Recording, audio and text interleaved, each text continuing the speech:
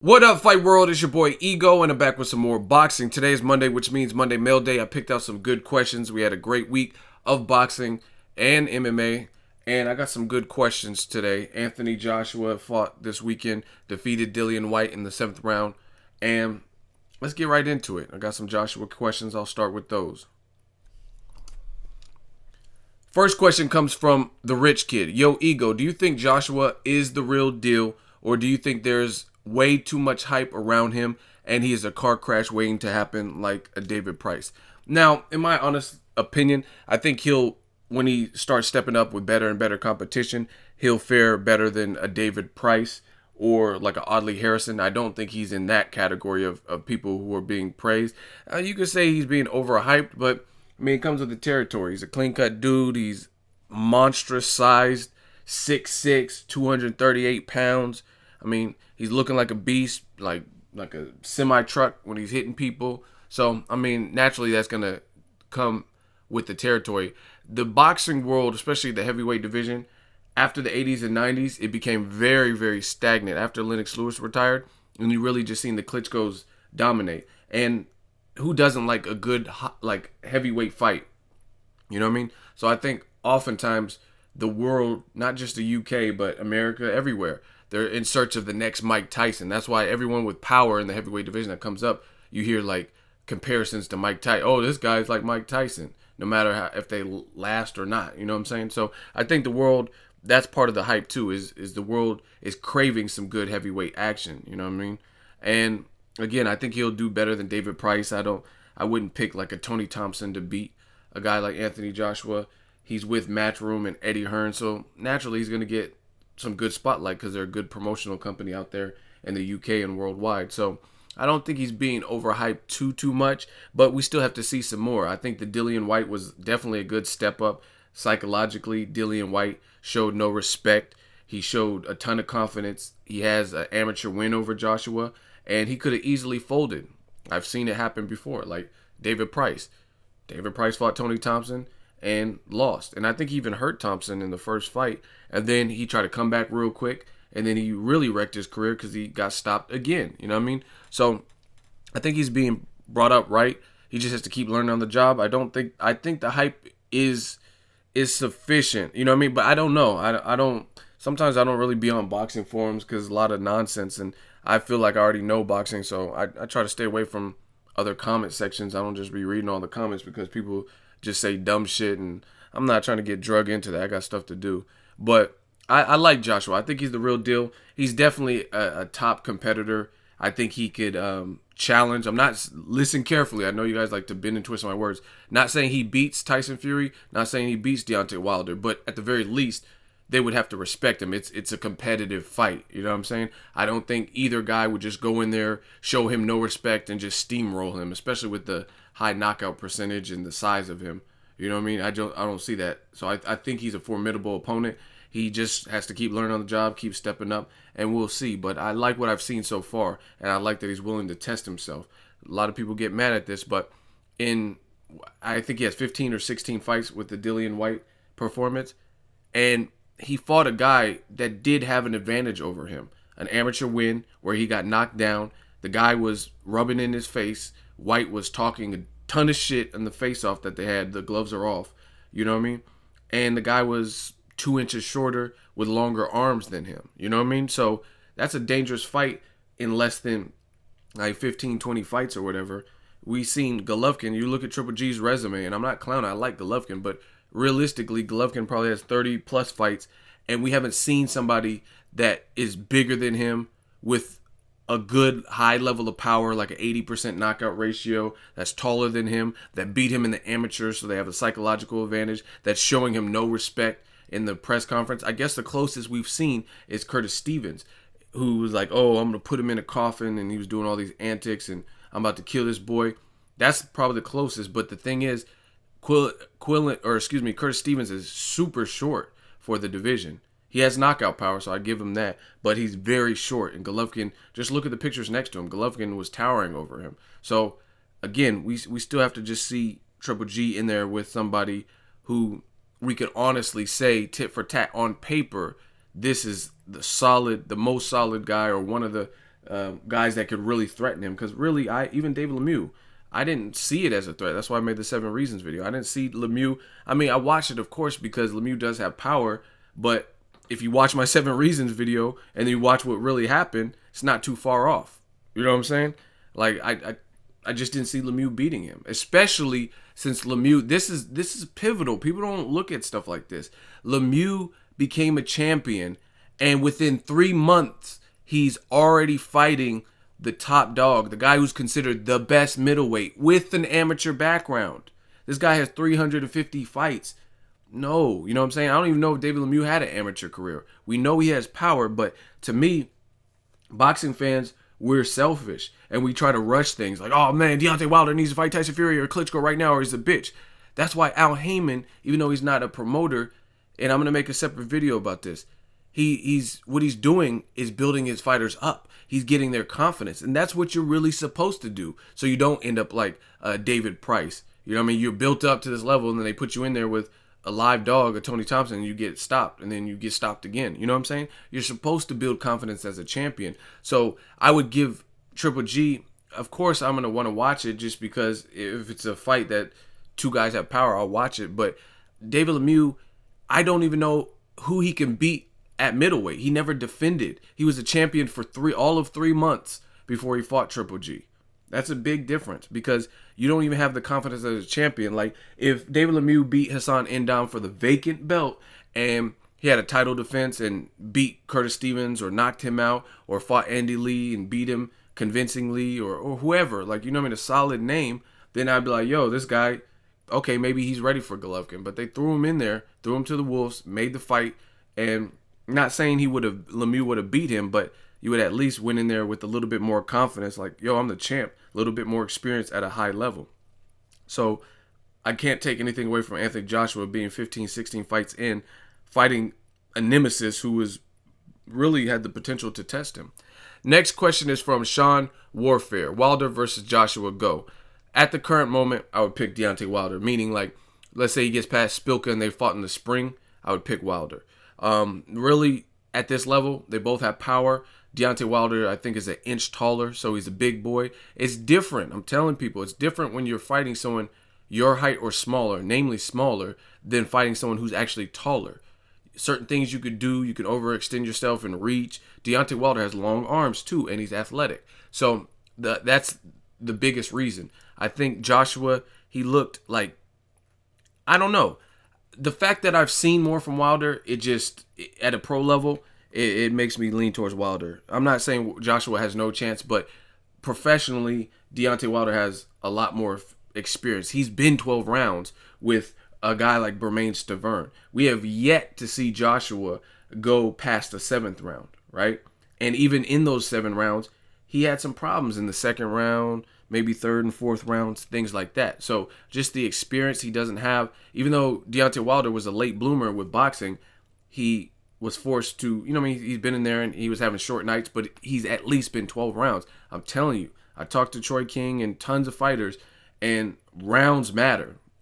I don't even know, like, at points in the Joshua White fight, it looked like there were some points where fatigue may set in because it didn't look like Joshua was pacing himself to go the full 12. And I know he's always on Instagram and stuff, doing all these fitness and exercising and stuff like that, but it's different doing all that versus somebody punching you. You know what I'm saying? Exercising, your cardio and stamina, you might be able to do all this stuff, but it's different when you have a live dog in there trying to knock your head off. So I would say I would lean towards Wilder, more experience, the athleticism. Joshua, he's so big, he looked a bit clunky and looked a bit stiff. Like, I mean, he's coming to hit you with haymakers, but from what I've seen in the White fight, that was his biggest step up to date. And maybe it was partly because of the emotions and the backstory behind it, but there were spots where I wanted him to pace himself a bit more. Because again, if you're in the 11th round with a guy like Deontay Wilder, who's been to the 11th round with even Johan Duhaupas, I think, made it to the 11th round. He went 12 rounds with a guy like Bermane Stiverne. You don't want to be gassed out because, again, both of them have power. Plus, Wilder has longer arms. So at the moment, I would say Wilder. The only thing that would change that is if, you know what I mean, Wilder looks suspect versus Spilka or, you know what I mean, takes a loss or something like that. Or Joshua just has to get more on the job experience. Next question is Ali Diego 619. Do you think a fight between Anthony Joshua and Tyson Fury would be good to make next since they're both from England? Or do you think it's too early for Joshua to get a title shot? Now, me being a selfish boxing fan, great, make it happen.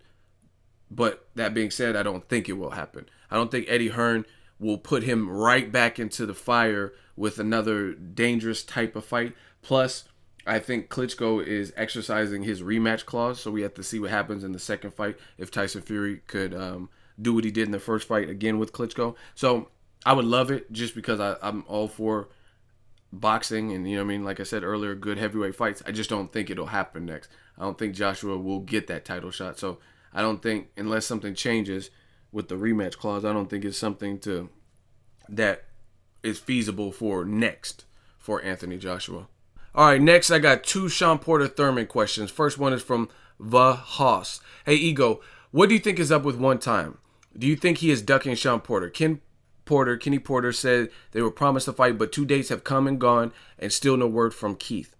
And then the second Thurman Porter said is from Shams Alawai. What are your thoughts on Thurman Porter, and why do you think it's taking so long to make the fight? Now, Vahos, to answer the first part of your question, I did cover it in another video. I don't know if you've seen it, but the initial time the fight was supposed to happen December 12th, I guess last weekend, that's what was being reported. But from what I heard, based on the unfortunate and unexpected Pritchard Cologne situation, it kind of threw the rest of the budget out the window for PBC for the rest of the year, where they couldn't make a mega fight like that because Pritchard Cologne's medical bills are through the roof. So the first time was obviously an excusable reason, and it had nothing to do with Thurman or Porter. That's what I heard from an inside source. But other than that, the fight still hasn't been confirmed. To answer both of your questions, why is it taking so long? And realistically, it's, as a fighter, I think these fighters, they have an image to maintain, a certain level of machismo to maintain, right? And when it boils down, this is a dangerous fight for both. And I think that's what's taking so long, is the fact that it is a dangerous fight and there's a lot on the line. You got a guy, Shawn Porter, who's once beaten, and then you got Keith Thurman, who's undefeated. Now, I don't know, but from everything I've kind of read in interviews from the Porters and stuff, they're making it sound like it's mostly Thurman and they're down. So I don't really have, like I said, I haven't been digging around. I don't know what's truly going on. But even if that is the case, like I said, it's probably has something to do with ego and Thurman, not ego me, but ego, you know what I mean, attitude-wise. And Thurman probably realizes that I fought this guy in the amateur. I know what this comes with. And I'm an undefeated fighter. I want to be compensated. So anytime you have those types of attitudes and things like that, it's going to stall the negotiations, make things harder. Shawn Porter already has a loss. So, you know what I mean? If what the Porters are saying is accurate in interviews, they're ready to go. You know what I mean? He's already tasted defeat. He don't have to worry about preserving a O or what's going to happen. You know what I'm saying? He's already been in there with Broner, been in there with Kell Brook, and that was his first loss. So he doesn't have to worry about nothing like that. So he's gung-ho. He's more ready to go. But Keith Thurman, he has to tread lightly, and he has to notice that, like, you know what I mean, I'm in there with a guy who I fought before, and I know what type of fight it's going to be. So I think money is really the biggest thing. Is Thurman probably wants to get paid a certain amount, and back and forth, the split, just politics stuff. So that's what I think. I haven't dug around. I haven't talked to Thurman or Porters or any of the people to get an exact reasoning why. But there's two sides to every story. We heard pretty much the Porter side. I haven't heard anything from Keith Thurman about it. Hopefully we get this fight. Hopefully we get a resolution soon. But I think money and what's at risk, what's at stake is the ultimate holdup. Next question is from M1 Jan. Do you think a guy like Stitches could benefit from picking up boxing? That boy needs all the help he can get. Laugh out loud. Oh my gosh, so true, so funny. Yeah, absolutely. I mean, at this point, well, actually, he's only 20, so he's pretty young, but it's better to start when you're younger.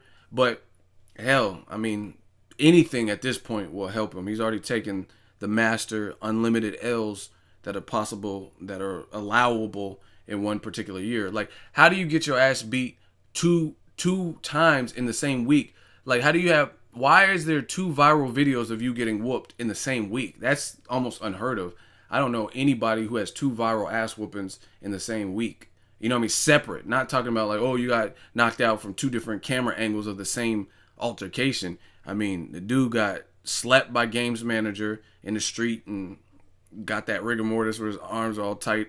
Then he got arrested, taken to jail, charged with some little charges, and spent the night in jail. And then after that, your own friends jump you. That's almost unheard of, to take those types of L's. So yeah, definitely boxing would benefit anybody.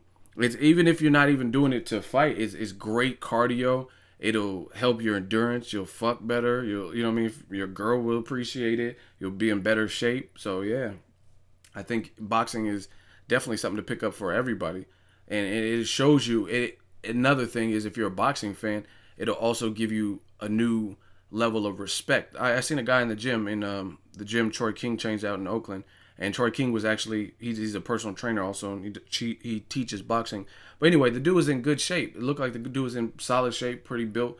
And the dude looked like he was like on his last limb, because Troy had him doing 3-minute drills of just punching on the mitts.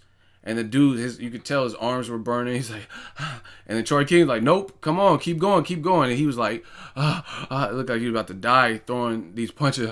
And then his like arms were just dropping and just the pure fatigue. Troy King was like, 15 seconds. And then dude was like, it looked like he was finna die from it. So yeah, it'll make you appreciate what these fighters go through. You know what I mean? 3 minutes. It don't seem like much if you're watching Seinfeld or something. But if you're in the ring, especially, and that's just mitts. That's not even somebody, Troy King wasn't fighting the dude back or whatever. So that's just you moving your arms. So imagine if getting clunked upside the head, in addition to having to throw those punches or having a concussion and still trying to fight back or a cut. So yeah, man, boxing is real life. This is that serious. Next question is from EGS63. Do you subscribe to the idea that Danny Jacobs now has a better resume than Triple G after his win over Kid Chocolate? If so, who would you say Jacobs is higher than Triple G on the pound for pound list? If so, who would you say Jake? I don't get that, but I think you would be hard pressed to find anyone who considers Jacobs higher on the pound for pound list. Yet I feel most people tend to look at the resume as the biggest factor when determining a boxer's pound for pound ranking. What's your opinion? Now, that's a real good question. It's going to be a controversial question, and my answer will be one that some people, the resume obviously does factor into it. Now, it's possible to have a resume on paper who's better resume. Like, bottom line is this: Triple G has multiple belts. That's why he's higher. That's why he's going to be ranked higher, because he beat David Lemieux in a one-sided beatdown and became an IBF champion. So he unified right there. He has a WBA belt, the real belt, or the super belt or whatever. And Jacobs has like the interim or the regular version of that belt. So of course Triple G is going to be ranked higher because he has those belts that are recognized. You know what I'm saying? His belt is recognized higher. So that's why he's on the pound for pound list. Plus, a lot of people do this, and this is the thing with boxing. Boxing is a lot of times suggestive. It's what you like. You know what I mean? And the fact that people like how Triple G's handling business, no matter who he's fighting, that's what a lot of people rate off of and write their articles based off. Triple G's a crowd pleaser. He did 1 million homes and this and that. You know what I'm saying? So just like judging. Some people don't judge based on the actual criteria. They're based on, oh, this guy, even though he's missing, he's throwing a lot of punches and he's trying to push for the fight. And the other guy is using more lateral movement, so I'm going to give it to the aggressor. You know what I mean? Even if it's ineffective aggression. So anytime you deal with anything like that, it's subjective. Just like Monday Mail Day. This is ego's thoughts on all of these questions. This is what I think, but I at least try to explain it, which is what a lot of people do. Now, going back to your original question, Danny Jacobs, his resume better than Triple G? Yeah, I would definitely say, even, I don't, the thing is, it's very hard to say that his resume is better, but what I will say is this: like Triple G fights actively, so it's kind of hard to gauge. But what I will say is this: without a shadow of a doubt, without any hesitation, Danny Jacobs in that sole victory trumps any victory that Triple G has as a pro, and that's almost a fact because Danny Jacobs went in there with an undefeated guy. Look on his record; he was undefeated, who had solid names, you know what I'm saying? Decent names. He's been in there with Andy Lee, fought to a draw. I thought Quinlan won that fight, but they gave it to the champ, Andy Lee, and let him keep his belt. Probably because Peter Quinlan missed weight, you know what I mean? So they didn't want to make him lose his belt, and the dude didn't even make weight, you know what I'm saying? Because if it wasn't a draw and they gave the fight to Peter Quinlan and he missed his weigh-in, he wouldn't have got the belt anyway because he missed his weight. He didn't make weight for that particular fight. So it would be kind of shitty to say, oh, Peter Quinlan won, but you can't get the belt, and we're taking it from Andy Lee. You know what I'm saying? So I think the judges probably took that into consideration, that basically this belt is going to become vacant and go into no man's land because Quinlan can't win it at all because he missed weight. You know what I'm saying? But anyway, back to Quinlan. Quinlan been in there with Gabe Rosado. Quinlan had been in there with Winky Wright, things like that. He was a power puncher. He was known for his power. Everybody he's fought, he's hurt. You know what I mean? And I brought this up before. Peter Quinlan beat Hassan N'Dam before David Lemieux, and people were so amazed with David Lemieux's performance over Hassan N'Dam, and that's what launched him into a Triple G fight. They're like, man, you see how he looked versus N'Dam? He had 4 knockdowns. Well, guess what? Peter Quinlan beat that same guy first, and he had 2 more knockdowns than David Lemieux had. So, yeah, that single victory is more impressive.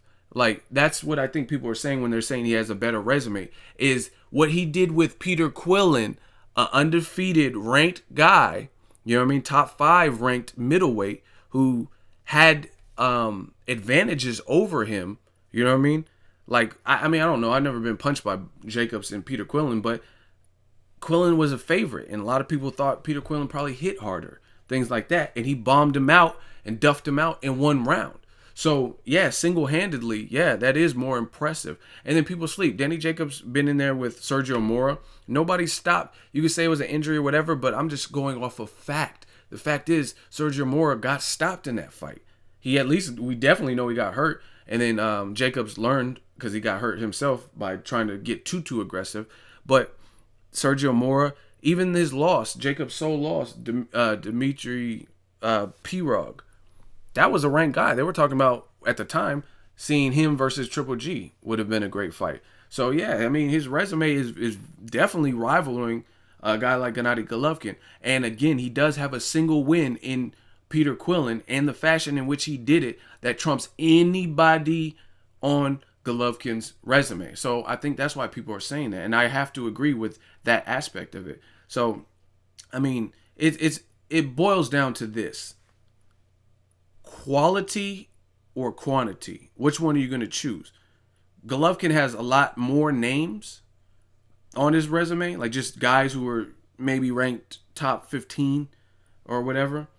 But again, what he did with, like, what Peter Quinlan, with that victory, he knocked out a guy who had never been knocked out. He maybe had 1 knockdown in the Andy Lee fight.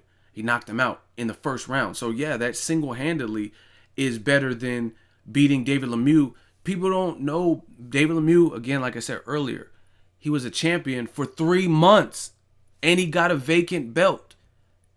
He never defended. He never even proved his worth as a champion. Like Danny Garcia, for example, right? Danny Garcia beat Eric Morales. He still hasn't lost.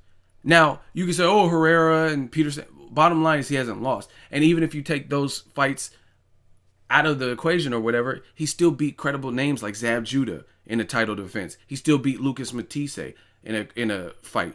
Paulie Malignaggi, well, that was a different weight class. But bottom line, what I'm saying is he's still undefeated, and he's proven himself as a champion because he's been able to defend his belt against the likes of Matisse, Zab Judah, Eric Morales in the rematch. He spun him around like James Brown, things like that.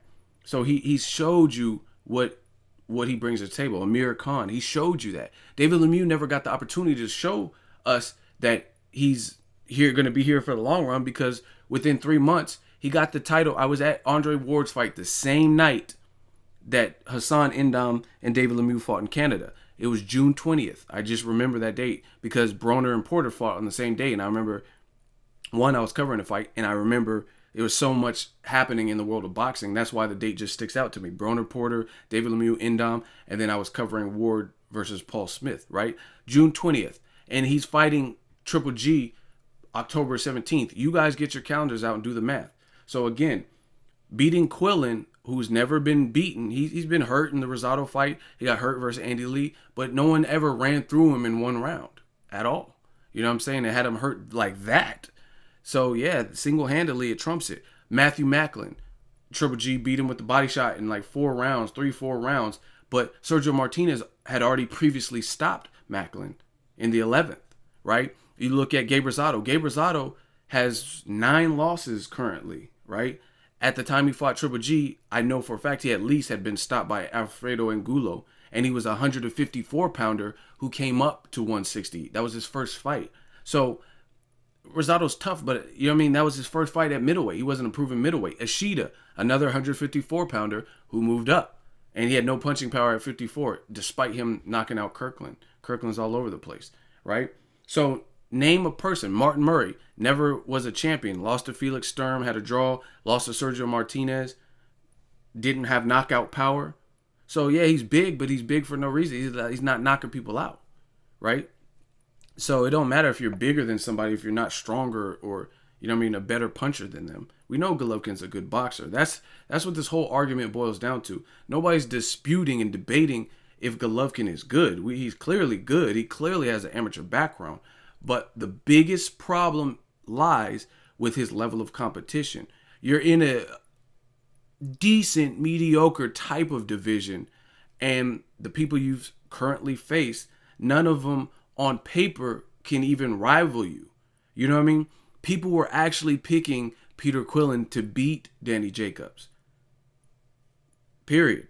Nobody's ever picked, that I know of, and had an intelligent argument. I never seen people pick Willie Monroe and intelligently break it down why he was going to beat Gennady Golovkin. And the people that I did see pick Willie Monroe hadn't even probably really seen him. They just don't like Golovkin, so they were picking against him, right? I don't know anyone in their right mind that was picking Willie Monroe with 6 knockouts, no big fight experience other than Darnell Boone, a fight that Willie Monroe lost, and Brian Vera. You know what I'm saying? A 12-rounder or 10-rounder with Brian Vera to beat no damn Golovkin. 6 knockouts? Oh, he's a southpaw. Okay. So that's the thing. The odds were stacked against Danny Jacobs. He was in there with a guy who may be an inch or two shorter, that can crack, that's never been stopped, never made to look like that in the first round, and Danny Jacobs ran through him. Name somebody that Golovkin has fought that you would say is right around his height, has right around his power, has right around his big fight level experience, who was favored to beat him, things like that, who has like a significant speed advantage over him. You know what I mean? Things like that. Like you look at Danny Garcia versus Amir Khan. Without a doubt, Amir Khan is the faster fighter. And you're an idiot if you try to argue that Danny Garcia throws punches faster than Amir Khan. That's a given. Amir Khan is clearly taller than Danny Garcia. Amir Khan was the favorite versus Danny Garcia. Amir Khan had, at that time, probably the better big fight experience. Been in there with Lamont Peterson, Marco Antonio Barrera. He had been in there with Zab Judah. He had been in there with the Bradis Prescotts. So at that time, he probably had a better resume than Danny Garcia. Danny Garcia pulled the upset, just like Danny Jacobs did. So the point being is the odds were against Danny Jacobs, or Danny Garcia, or both of them, Danny Garcia and all the Dannys. Danny Jacobs, Danny Garcia. The odds were against them. They were expected to lose their fights, and then they didn't. You know what I mean? Versus Gennady Golovkin's opponent, Willie Monroe, Adama. I'd barely even seen. Name 3 fights from either of those guys. Name them. You know what I'm saying? Without going to BoxRec or Google. That's my point. So, again, no one's complaining. No one's saying Golovkin's not good. He is good. But we haven't seen him in with somebody who has the stats, the resume, the height, the build, the power, those things all in one package. to rival him. A Carl Froch, I was hoping that fight got made. They said they were going to take it at 68. If Golovkin went in there and smoked Carl Froch, he gets full credit. Now, you can say Carl Froch ducked it or whatever and went into retirement, but still, it doesn't matter. He still never got to fight him. So again, I can't say how good he is until I see him fight somebody else who I consider that good, period. So yeah, Danny Jacobs has a single victory that's more impressive in the fashion he did it than anybody Golovkin has fought. Again, name some time that Golovkin beat an undefeated fighter who was a knockout artist, who was right around his height with decent level of experience, who was favored to beat Golovkin, and Golovkin rose to the occasion and beat him. That's not what you're going to see. You're going to find Golovkin in there with guys who were 80-1 underdogs, 60-1 underdogs like Willie Monroe, period, with 6 knockouts. I gave him no shot to beat Golovkin based on amateur experience in Golovkin's side, the power, everything. You know what I mean? Next question is boxing phenom. Guys like Andrade, Ward, Rigondeaux, Spence, and Lara are avoided in most cases. Do you think this could be the modern day black murderers role? Also, I know they're all high risk, low reward fighters. If boxing were brought back to regular TV like PBC, wouldn't it help those types fighters where they couldn't make any excuses anymore?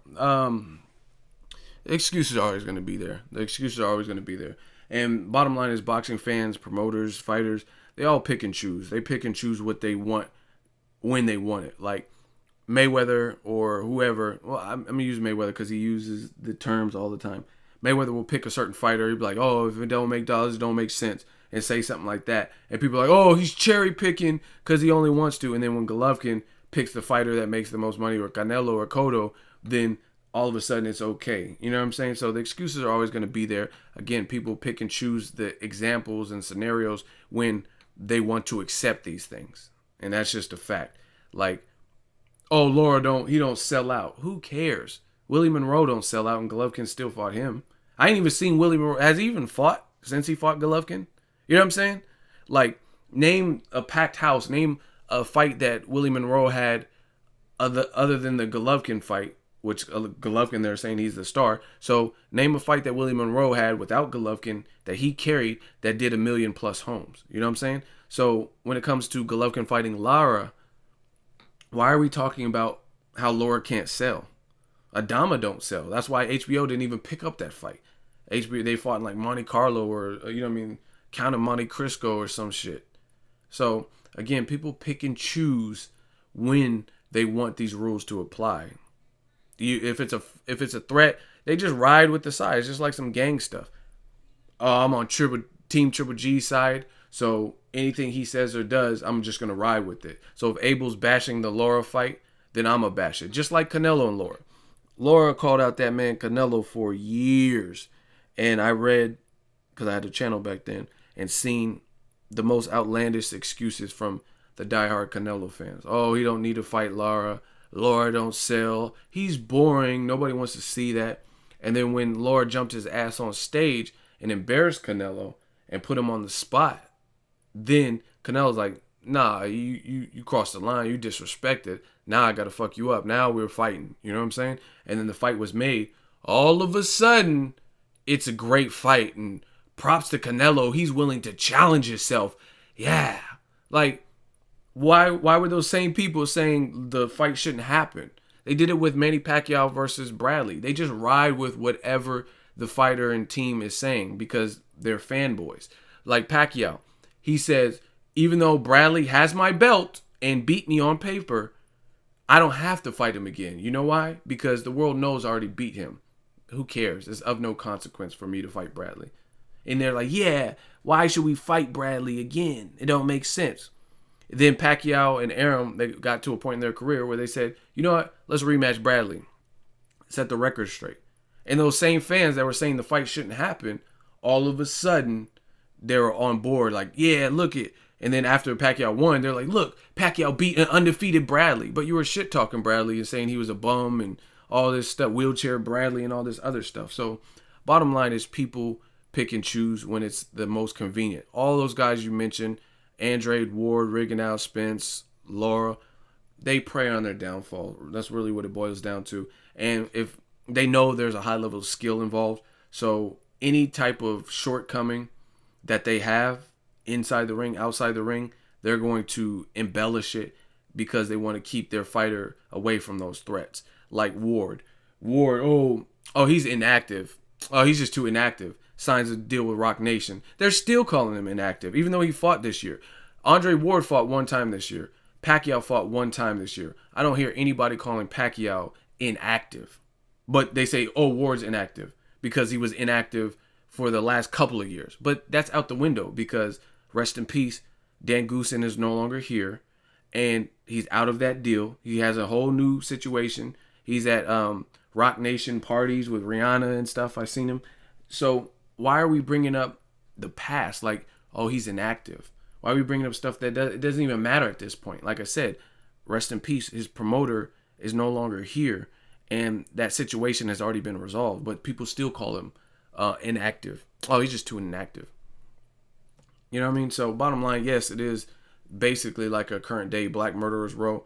And they want to avoid skilled fighters, bash them, act like they ain't shit until the fighter gets the balls to step up and fight him. You know what I mean? And then they'll act like, this is good. He's challenging himself. He's stepping in with Earl Spence. Yeah. He's stepping up to fight Rigondeaux.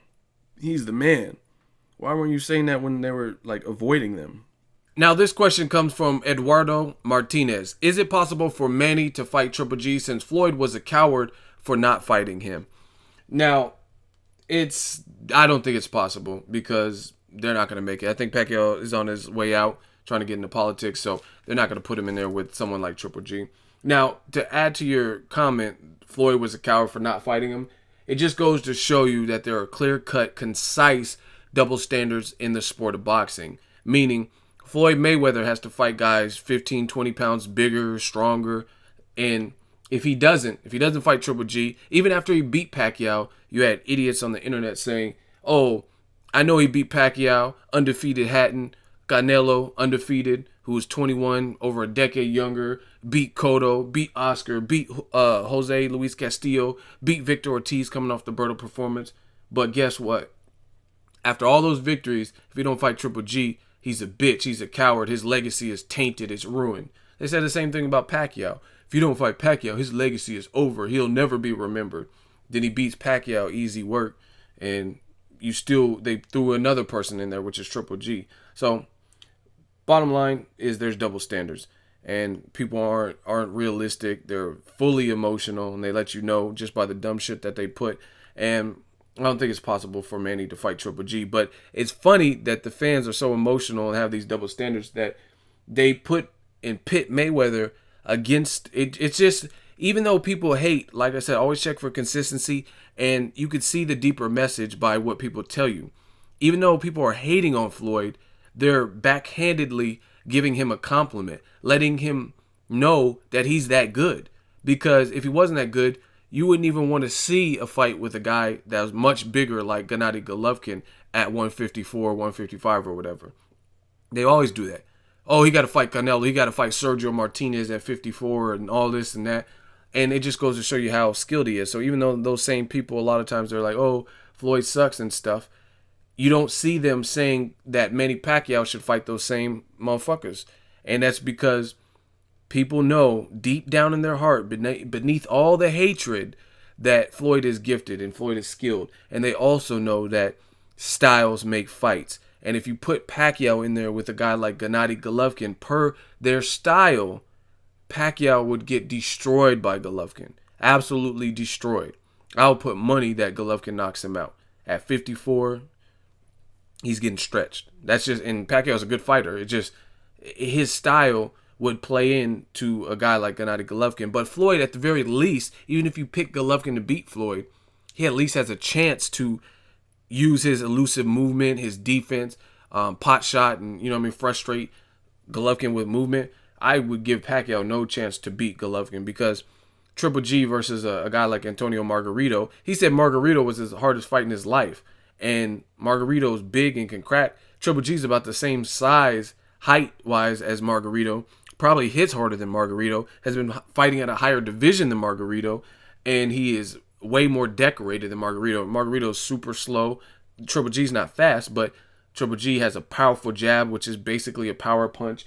Triple G has a decorated amateur fight career, over 300 fights, good resume. He has a chin, it looks like. It would be a massacre. But again, it's just a testament to let you know how good Floyd is, that they want to see him fight these guys like Canelo. You never really even hear people say Canelo should fight Triple G. Or excuse me, Canelo should fight Pacquiao. Oh, Pacquiao's too small. Why should he fight them? But again, check for consistency. Look at what people say. They say Mayweather is a pillow-fisted bitch. And he can't. He hits like a girl in these things.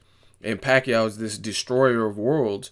So why wouldn't you want to see the power puncher, since you guys like power so much, why wouldn't you want to see the power puncher, an exciting guy like Pacquiao, fight Gennady Golovkin, right? Two guys with power, two awesome guys, you know what I mean? One's aggressive, southpaw.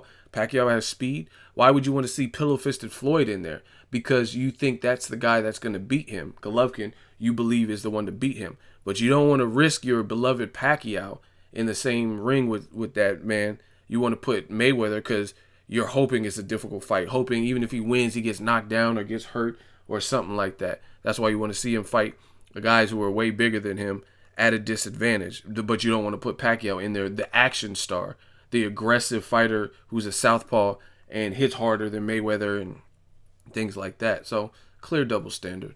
So last question comes from Charles Jackson. Sup, Ego, Murder, Death, Kill. Shout out to Demolition Man, one of my favorite movies. Laugh out loud. How's Little G willing to go down to 154 for Mayweather, but not 155 for Canelo?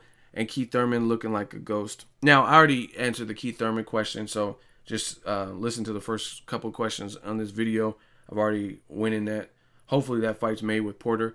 Y'all try to put me on the spot with these Triple G. Oh, Ego, you hate Triple G. I don't hate anybody in the sport. And I just keep it real. But Triple G willing to go down for Mayweather. And see, this is another thing that's hilarious to me. Again, people pick and choose when they want rules to apply. They say, oh, Mayweather, he's just in it for the prize. No shit, I'm a prize fighter, dummy. I fight for a prize. You know what I mean? They get mad when he says those types of things. But to me, isn't that what all these other guys are doing too? If Triple G is saying, I'll fight Mayweather at 54, but not Canelo. Now, Canelo's about your size. He's definitely bigger than Mayweather. So are you just doing it for a paycheck? Because Mayweather will obviously grant anybody in the boxing game the biggest paycheck out of all the fighters. So again, why are you willing to have a more strenuous diet, kill yourself, drain yourself, or whatever you need to do to make weight to fight Mayweather? And see, this is where fighters and their camps need PR people. Because a lot of them do so many interviews, and we're in the age of technology where you can go back and revisit all these interviews and you'll hear a lot of contradictory statements. For example, tell me how this makes sense. Team Triple G is on record saying Golovkin, he could fight anyone from 154 to 168. That's a fact. Go do your research. They said that. But the truth is, you're not willing to fight anyone from those ranges. You're willing to fight Mayweather only at 54, right? But that's not what you initially said. You said 54 to 68. Basically, anyone can get it. Here's another error from the Team Triple G side. It would be this. So they tried to use a catchweight against Andre Ward, but they're putting their foot down against somebody who's right around your size in Canelo. And he's clearly the A side. Canelo did 900,000 with Cotto, and Triple G's pay-per-view with Lemieux did 90 to 150,000, somewhere right around there. So clearly Canelo's the A side. So why was it okay to catchweight Ward? Because you said you were the A side in that equation, but you don't want to give in to Canelo, who's clearly the A side of the equation. You don't want to give in to his demands. So realistically, all these dudes are doing it. Here's another point in an error made with Team Triple G as in regards to the whole weight situation. The other instance is Team Triple G, also on record, they keep saying and playing this narrative that Gennady Golovkin is not a big middleweight. He's a small middleweight, right? They say he's not big. He's a small middleweight. Why should we go up and fight Andre Ward? He's the B side. And Golovkin's not even the biggest middleweight. But here's the contradiction. If he's not a big middleweight, then why would it be draining to fight Canelo at 155? If you're not a big middleweight, then that means you should be able to comfortably make the next division down. You know what I mean? When people say Pacquiao's not a big welterweight, you know what? That's because he probably can make 140, right? Pacquiao, he's not a big welterweight. I agree with that statement. He's not a big welterweight. Look at his frame. But he can also make 140 still. You know what I mean? He just made Chris Algieri catchweight at 144. No problem. Came in the weight, looked ripped up and everything. So again, if the narrative is Triple G is not a big middleweight, then it shouldn't be draining and killing yourself to fight Canelo at 155. Now, again, I'm not a fan of catchweights. I'm not saying that the middleweight title should be fought at a catchweight, but if you have a statement to make, sometimes you have to just go take the terms, whip their ass, and then now you're the man. You inherit Highlander. I always say this, Highlander. You inherit their power. Go beat the fuck out of Canelo at 155, and then in the rematch, you dictate all the terms. You're like, nope, if you want your belts back, fight me at the full 160. We're fighting in Kazakhstan. You know what I'm saying? Whatever. You have to walk out to Borat soundtrack. Whatever you want to say, you could set those terms because you defeated the guy, and now you're the A side because you inherit their power. So this whole Triple G's a small middleweight, that's fine. Then if he's so small, and he's so small he doesn't want to go up to fight Andre Ward, why can't he go down the other direction? You know what I mean? Fight Lara at 155. He's calling you out. Even though Lara called him out at 160, he said, I'll come up to you. Why not fight Canelo? So again, Team Triple G, they keep making all these different interviews, and it kind of hurts them. They say, and then the other thing they say that hurts them too is, oh yeah, he's knocking out cruiserweights. He hits like a light heavyweight. He hits like a sledgehammer. So if that's the case and he's hitting this hard, why can't he move up to 168? If he's hitting like a cruiserweight, that means he could have knocked out Roy Jones Jr., who just fought at cruiserweight. You know what I mean? So that's my thing. If he's hitting so hard, then why not challenge yourself, especially if Canelo's on some bullshit and you don't want to go the other way. So Triple G's in a very precarious spot, in my opinion. His pay-per-view, his first pay-per-view flopped. He's still a star. He's still a good fighter. But looking down and looking up, he seems like their team wants to pick and choose. They don't want to go down to meet Canelo. They don't want to fight Lara, who's willing to come to them. We don't know if he can fight other Heyman fighters at 160. So it's slim pickings. He don't want to fight Ward, and Ward already moved up to light heavy at this point. James DeGale called him out. I haven't heard one response back to if they want to fight him, or no indication that they want to move up. So he's kind of in a tough spot. And again, back to your initial question, why is he willing to go down to Mayweather 154? Who knows? Probably because Mayweather's the smallest of everybody named. Smaller than James DeGale, smaller than Lara, smaller than Canelo. So he feels they have the best chance. And he's also the biggest payday. So win, lose, or draw, or whatever, you'll still get the best payday of your life. So let me know what you guys think of Monday Mail Day this week. Try to get to a lot of questions. Make sure you hit the subscribe button, the like button. As always, hate, comment, and subscribe. Till next video is Ego signing off. So if you enjoyed this video and want more content like this on the channel, you can show your appreciation by going to the PayPal donate button or the YouTube support button, and you can donate any amount that you feel is equivalent to the value of this video. Much more to come. Thank you guys for your support. Boxing Ego, the future of boxing.